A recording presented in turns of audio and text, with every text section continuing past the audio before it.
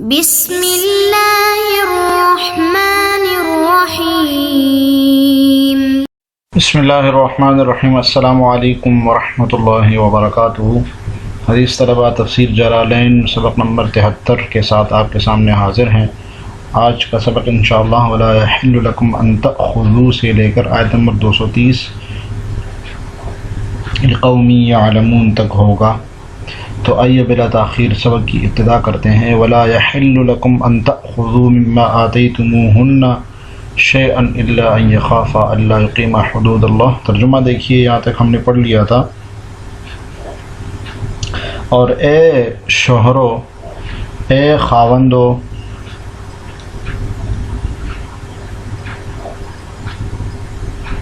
تمہارے لیے حلال نہیں ہے کہ تم نے ان بیویوں کو جو کچھ دیا ہے وہ طلاق کے بدلے ان سے واپس لے لو۔ لا یحل لکم، حلال نہیں ہے تمہارے لیے کہ ان تم لے لو جو تم نے اپنی بیویوں کو دیا ہے اپنی مرضی سے کچھ بھی، الا ان یخافا، الا یہ کہ ان دونوں کو اس بات کا اندیشہ ہو کہ نکاح کے باقی رہنے کی صورت میں اللہ یقیم حدود اللہ، اللہ کی مقرر کی ہوئی حدود کو قائم نہیں رکھ سکیں گے۔ فإن خفتم، چنانچہ اگر تمہیں اس بات کا اندیشہ ہو اللہ یقیم حدود اللہ کہ اللہ کی حدود کو قائم نہیں رکھ سکیں گے، تو ان دونوں میں سے کوئی گناہ نہیں، فلا جناح علیہما، تو ان دونوں میں سے کوئی گناہ نہیں، فی مفتدت بہ، کہ عورت مالی معاوضہ لے کر علیحدگی اختیار کر لے۔ تلک حدود اللہ، یہ اللہ کی حدود مقرر کی ہوئی ہے، فلا تعتدوها، لہذا اس سے تجاوز نہ کرو۔ من یتعد حدود اللہ، جو اللہ کے حدود سے تجاوز کرتے ہیں، فاولئک هم الظالمون، تو وہ بڑے ظالم لوگ ہیں۔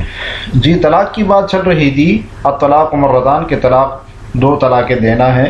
فامساک بمعروف، یا یہ کہ اچھے طریقے سے چھوڑ دو، اور تصریح باحسان، یا روک لو اچھے طریقے سے، ایک طلاق دے کے روک لو، رجوع کر لو، یا یہ کہ تصریح باحسان، اس کو اچھے طریقے سے رخصت کر لو۔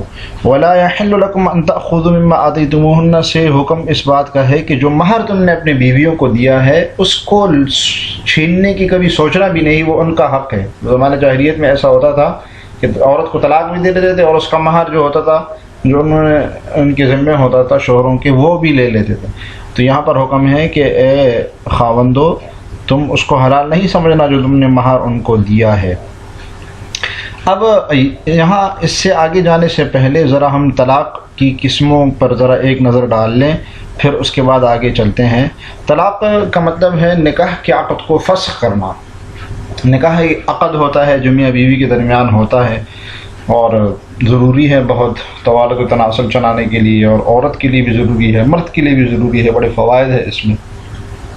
لیکن کہیں کہیں پر ایسا ہوتا ہے کہ یہ معاملہ چل نہیں پاتا، تو اس کے لیے حل نکالا ہے نکاح نے، شریعت نے، طلاق کا۔ اور حدیث شریف میں آتا ابغض الحلال عند اللہ الطلاق، یہ سب سے مبغوض چیز اللہ تعالیٰ کے یہاں جو حلال ہے وہ طلاق ہے، چونکہ اس میں خاندان بگڑتے ہیں، خاندان ٹوٹتے ہیں، رشتہ ٹوٹتا ہے۔ اس لیے حلال تو ہے یہ جہاں پر رشتہ نہ چلے، لیکن یہ کہ مبغوض ہے۔ اس کی 3 قسمیں ہیں۔ تو طلاق دینے کا بھی شریعت نے پر طریقہ سے کہا ہے۔ ایک طلاق احسن ہے، ایک طلاق سنت ہے، ایک طلاق بدعت ہے۔ طلاق احسن یہ ہے کہ طہر میں ایک طلاق دی جائے، اور پھر جب عدت گزر جائے تو عورت کو طلاق ہو جائے گی، اور اس عدت میں بھی رجوع کر سکتا ہے اور بعد میں بھی رجوع کر سکتا ہے۔ ایک نکاح کے بعد بیوی الگ ہو جائے گی تو اس کو طلاق ہو جائے گی۔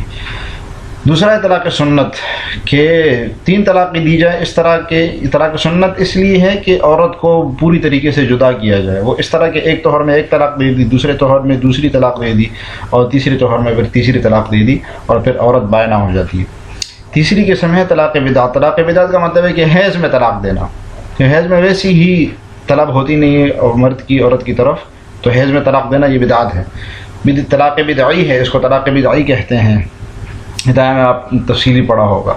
اور دوسری صورت اس کی یہ ہے کہ تین طلاقیں ایک ساتھ دی جائے، ایک ساتھ 3 طلاقیں دی جائے، تو یہ بھی طلاق بدعی۔ تو زمانہ جاہلیت میں لوگ 100 طلاق ایک ساتھ دے لیتے، تو شریعت نے اس کو 3 تک محدود کر لیا کہ 3 طلاقیں دے سکتی ہے، 3 طلاقوں کے بعد عورت بائنہ ہو جاتی ہے اور پھر حلال کے سوا کوئی بھی اس کا حل نہیں ہے۔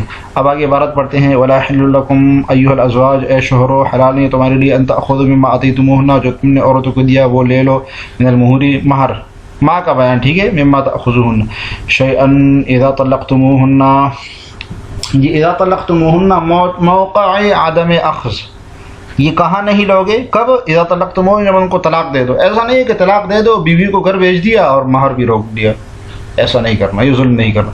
الا ان يخافا الا يقيما حدود اللہ، ہاں مگر یہ کہ دونوں میاں بیوی کو زوجان بیان مرجع خوف ہو کہ وہ اللہ کے حدود کو قائم نہیں رکھ سکیں گے، اللہ کے حدود کو قائم نہیں رکھ سکیں گے، یعنی معاملہ چل نہیں پائے گا، تو پھر مہر معاف کر کے بھی شوہر دے سکتا ہے، تو یہ حلالہ کا خلا کا بیان ہے یہاں سے۔ ای لا یأتیا بما حدہ لہما من الحقوق، یعنی وہ نہیں بجا لاتے جو حدود اللہ نے جو حقوق مقرر کیے ہیں میاں بیوی کے، اس کو بجا نہیں لا پاتے، اس کا خوف ہو۔ وفی قراءۃ، بیان قراءت، یخافا، ایک قراءت میں الا ان یخافا ہے بالبناء علی المفعول مجہول کی صیغے کے ساتھ، فَأَلَّا يُقِيمَ بدل اشتمال من الضمیر فیہ، تو اس صورت میں اللہ یقیمہ جو ہے نا وہ بدل اشتمال ہو جائے گا اس میں جو ضمیر ہے، کون سی ضمیر ہے، خافہ میں تثنیہ کی جو ضمیر ہے الف، یہ الف ضمیر نہیں ہے، اس سے بدل ہو جائے گا اللہ یقیمہ حدود اللہ، کہ اللہ یہ کہ ان کو خوف ہو، کس چیز کا خوف ہو، کہ اللہ کے حدود کو قائم نہیں رکھ سکے، ان کو ڈرایا گیا ہو اس چیز سے کہ وہ اللہ کے حدود کو قائم نہیں رکھ سکیں گے۔ وقرئ بالفوقانیۃ فی الفعلین، اور دونوں فعلوں میں تا کے ساتھ بھی دونوں فعل پڑھے جاتے ہیں، بیان قراءت ہے الا ان تخاف الا تقیم، جی تو مخاطب کا بیان ہوگا، یعنی میاں بیوی دونوں سے خطاب ہوگا۔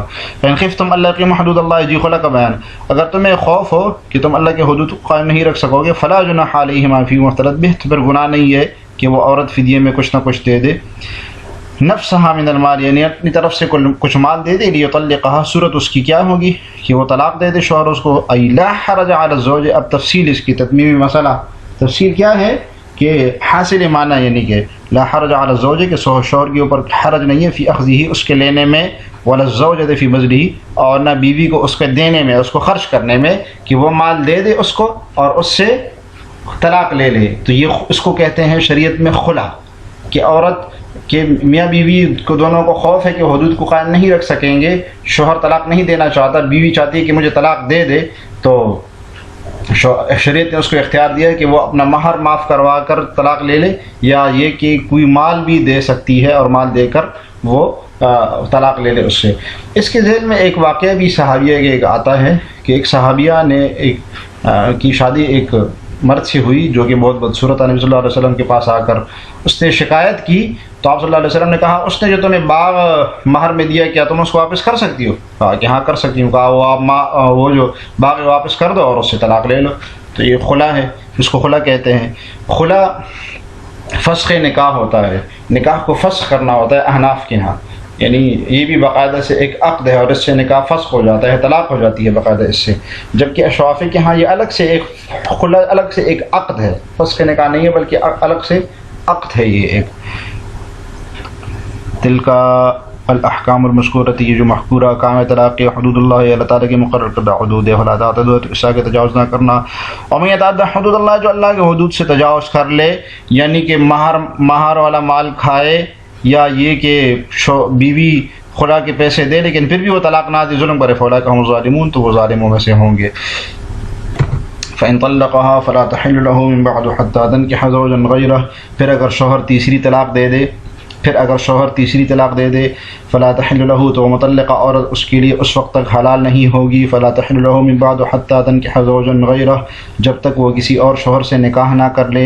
فإن طلقها فلا جناح عليهما، پھر اگر وہ دوسرا شوہر بھی اس کو طلاق دے دے تو ان دونوں پر کوئی گناہ نہیں، فلا جناح علیہما ان یتراجعا، کہ وہ ایک دوسرے کے پاس نیا نکاح کر لے، یعنی پرانے میاں بیوی جو ہیں، ان ظن ان یقیم حدود اللہ، بشرطے کہ انہوں یہ غالب گمان ہو کہ وہ اب اللہ کے حدود کو قائم رکھ سکیں گے۔ وتلک حدود اللہ یبینھا لقوم یعلمون، اور یہ سب اللہ کے حدود ہے جو وہ ان لوگوں کے لیے واضح کر رہا ہے جو سمجھ رکھتے ہوں۔ جی الطلاق مرتان کے بعد اب یہاں سے فإن طلقها سے وہاں 2 طلاقیں ہو گئی تھی، اب یہ تیسری طلاق ہے، ٹھیک ہے، جو سنت طریقہ ہے طلاق کا کہ دو طہروں میں 2 طلاقیں دے دی، اب تیسری طلاق، یہ تیسری طلاق کا ذکر چل رہا ہے یہاں پر، تو یہاں پر یہ تیسری طلاق ہے فَإِن طَلَّقَهَا سے، تو تیسری طلاق جب دے دے شوہر بیوی کو تو اب وہ بائنہ ہو گئی، اب دوبارہ اس سے نکاح نہیں کر سکتا یہاں تک کہ وہ دوسرے شوہر کے پاس جائے اور خلوت صحیحہ کر لے، پھر واپس آئے گی اس کے ساتھ نکاح کر سکے گی، اور دوسرا والا شوہر جب طلاق دے دے تب۔ اس کو حلالہ کہتے ہیں، تو یہ حلالہ کا بیان ہے۔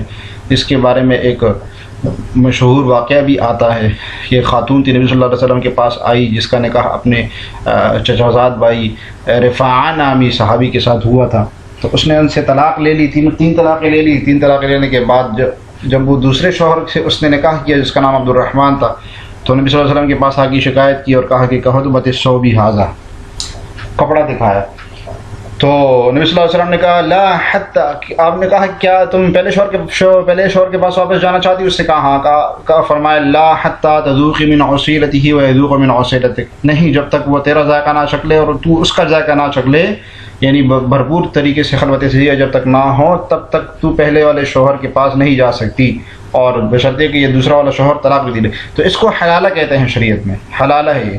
تو آئیے عبارت دیکھیے جی، فَإِن طَلَّقَهَا الزَّوْجُ بَعْدَ الثِّنْتَيْنِ، 2 طلاق مرتان، یعنی 2 طلاقوں کے بعد شوہر تیسری طلاق اب دے دے، فَلَا تَحِلُّ لَهُ مِن بَعْدُ، تو اب حلال نہیں ہے اس کے بعد، کس کے بعد؟ بعد الطلقۃ الثالثۃ، تیسری طلاق کے بعد۔ تیسری طلاق کے بعد بیوی اب حلال نہیں ہوگی، اب وہ بائنہ ہو گئی، اب اس کی طلاق ہو گئی، جدا ہو جائے گی ابھی اس کی۔ حتیٰ تنکحا، حلال نہیں ہوگی کب تک؟ تب تک جب تک حتیٰ تنکحا تتزوجا، جب تک وہ شادی کر لے زوجا غیرہ، دوسرے شوہر سے، ویطأھا، اور وہ اس کے ساتھ وطی بھی کر لے، کما فی الحدیث، جیسے کہ حدیث میں آئے، رواہ شیخان کی حدیث ہے، وہی حتیٰ تذوق من عصیلتہ ویذوق من عصیلتک والی حدیث جو ہم نے آپ کو سنائی ہے ایک صحابیہ والی، اس حدیث میں باقاعدہ حتیٰ تذوق من عصیلتہ ویذوق من عصیلتک، یہ جمہور کا مسلک ہے، ٹھیک ہے۔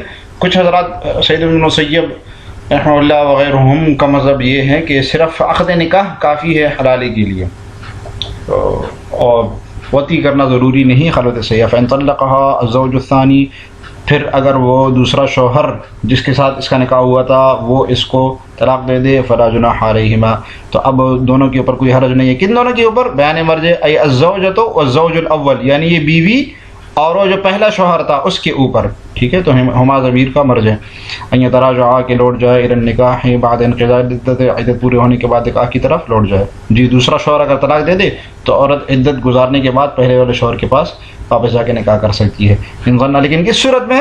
کہ ان دونوں کو غالب گمان ہو کہ ان یقیم حدود اللہ، یقین ہو کہ اب وہ اللہ کے حدود کو قائم رکھ سکیں گے اور ایک دوسرے کے حقوق ادا کر سکیں گے۔